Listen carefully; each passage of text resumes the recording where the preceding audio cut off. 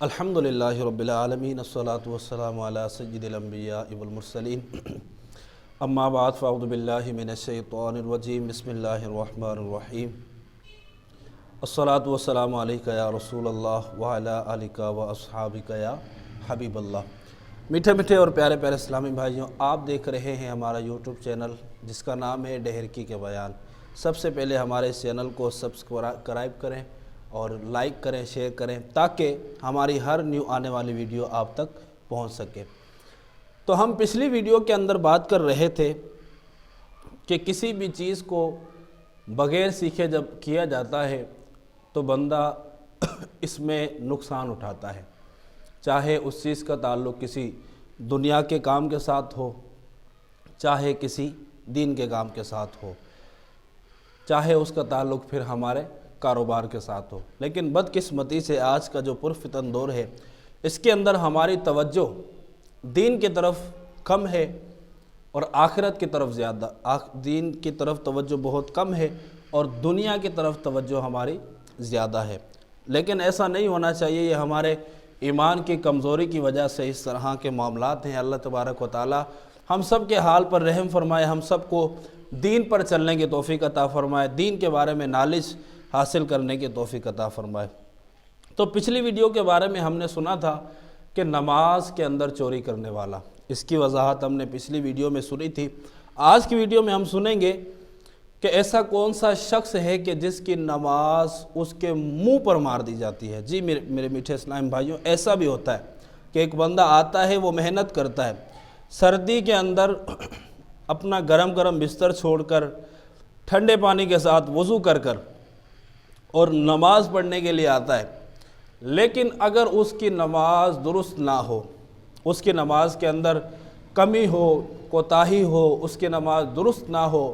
فرمایا کہ یہ ایسی نماز ہے کہ اس کی نماز کو اس کے منہ پر مار دیا جاتا ہے، وہ نماز اس کے لیے قبول نہیں کی جاتی۔ تو ایسا نماز کا فائدہ کیا ہوا پڑھنے کا؟ تو یقیناً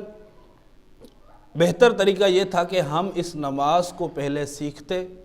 کسی عالم صاحب سے، کسی مفتی صاحب سے اس نماز کو سیکھتے، اور سیکھنے کے بعد پھر ہم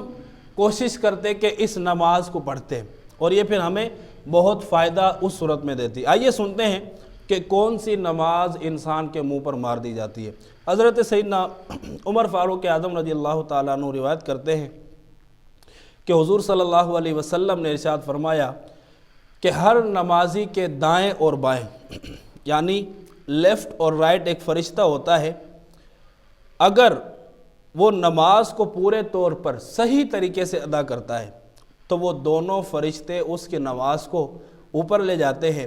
اور اگر ٹھیک طریقے سے ادا نہیں کرتا تو وہ اس کی نماز اس کے منہ پر مار دی جاتی ہے۔ یقیناً یہ حدیث مبارکہ بہت زیادہ ڈرانے والی ہے کہ بندہ نماز پڑھنے آیا، وقت نکال کر پڑھنے آیا، سردی کی تکلیف برداشت کر کے پڑھنے آیا، لیکن پھر بھی اس کی نماز کو قبول نہ کیا جائے، اس کی نماز کو اس کے منہ پر مارا جائے، تو یہ نماز واقعی اس شخص کے لیے افسوسناک بات ہے۔ اور دوسری روایت کے اندر آیا کہ جو بندہ اپنی نماز کو صحیح طریقے سے ادا کرتا ہے تو اس کی نماز قیامت کے دن اس کے لیے نور ہوگی، اس کے لیے دلیل ہوگی، اور اس کی نماز کو آسمان کی طرف لے کر جایا جاتا ہے،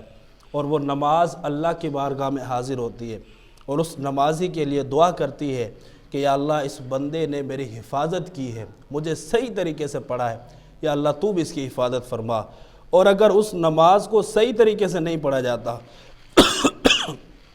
تو وہ نماز